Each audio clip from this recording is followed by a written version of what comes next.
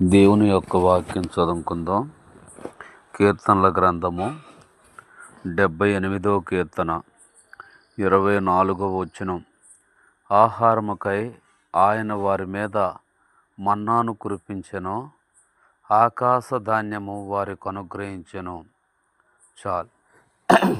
కాబట్టి ఇశ్రాయేలు ప్రజలు అరణ్యములో నడుస్తున్నప్పుడు, వారు ఐగుప్తు నుంచి కానానుకి వెళ్తున్నప్పుడు అరణ్యంలో వారికి పంటలు లేవు, వారు నేల దున్ని పంటలు వేయలేదు.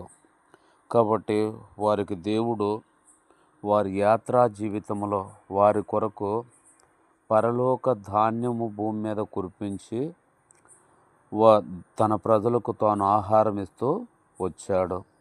దేవదూతలు తినే ఆహారము వారు తింటూ వచ్చారు. అరణ్యములో దేవదూతలు తినేటువంటి భోజనము నరులకు అరణ్యములో దేవుడు ఇస్తూ వచ్చాడు.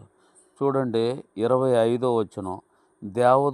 దేవదూతల ఆహారము నరులు భుజించిరి, భోజన పదార్థములు ఆయన వారికి సమృద్ధిగా పంపెను. దేవదూతలు తినే భోజనము ఇశ్రాయేలు ప్రజలు తిన్నారు.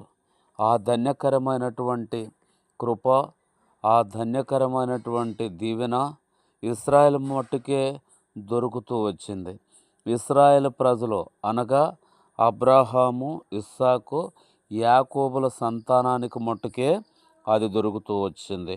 అబ్రాహాం అలాంటి భోజనం తినలేదు, ఇస్సాకు అలాంటి భోజనం తినలేదు, యాకోబును తినలేదు, యోసేపును తినలేదు.